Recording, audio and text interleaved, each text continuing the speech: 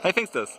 In this video I want to address the business side of things. If you're a coder and you have a software, you have developed software which you want to sell on the marketplace, you need to think about your long-term strategy of protecting your business, basically. And how can you protect your business? I don't mean from a legal point of view, because this is maybe not the best way for many individuals, because they cannot afford a large legal department which protect their developments, but from a more practical business point of view. So how can you protect your business? Basically you need to create a barrier of entry. Then the larger the barrier of entry, the more difficult it is for people to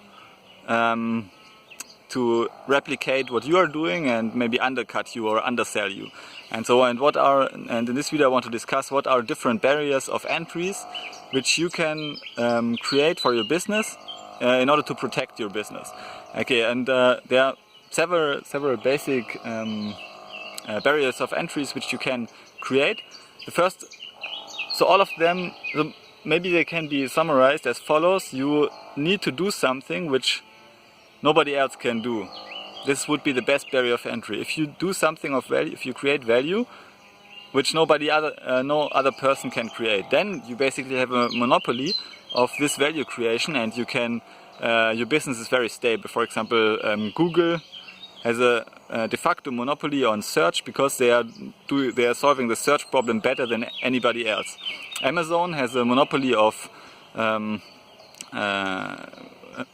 product distribution worldwide because they can ship products within one day all over the world, which is a huge logistics task, and they have invested billions to create the systems and infrastructure for this. And nobody else, no other company can basically do the same. Even not DHL or other logistic companies, even they are not as skilled in this area as Amazon, and therefore Amazon has created a huge barrier of entry. No other dropshipper or any person who tries to make money on the web, single person, is able to create such an infrastructure. It took Jeff Bezos maybe 20 years and billions of dollars to create these logistic systems, and now it has created a barrier of entry that is huge, that is massive. He is able to deliver products all over the world within days. It's a very good infrastructure, and this protects Amazon. Therefore Amazon is a very robust, very powerful company nowadays. Okay, and how can you do this as a single coder? It's very difficult actually, because to create real powerful barrier of entry, you need to solve a very difficult problem which nobody else can solve, which means in terms of time invested and money invested, yeah. So and expertise invested, yeah. So you need to be the best. If you have spent maybe billions of dollars or millions of dollars, then all the other individual coders or software developers, they won't be able to quickly steal your market. So you will know if there are other people investing millions and trying to steal your market share.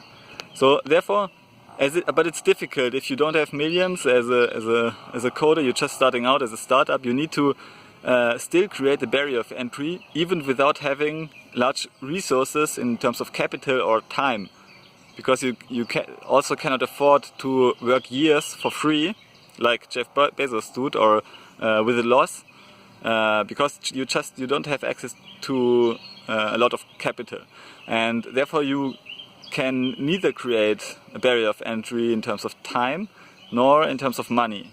I mean, you can. So therefore, the only option left is you need to create a barrier of entry in terms of quality. But how can you compete with other people in terms of quality, even with people who already invested a lot of time and effort, and companies? The only thing is to niche down, to really reduce the size of your marketplace, and this gives you protection, because first, large companies won't go into usually they won't go into the small niches, because they are just too small for these large companies. They would have to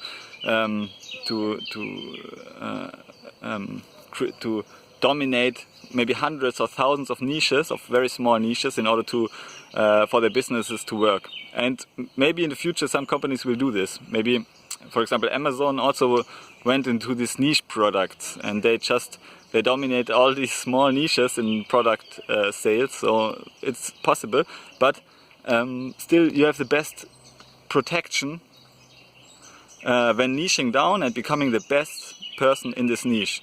So you need, for example, I'm niching down in Python, and I try to become the best Python teacher. And yeah, this is your only thing you can do. And then, of course, I mean, you also create a small barrier of entry if you become a likable person, if you are authentic, if people want to have you, nobody else can be you. So it's kind of the best barrier of entry you can create.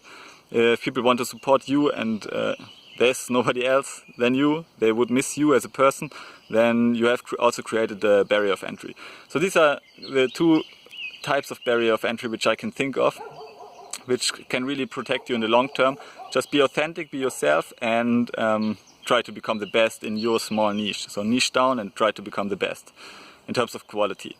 Okay, thanks for listening and see you in the next video. Bye.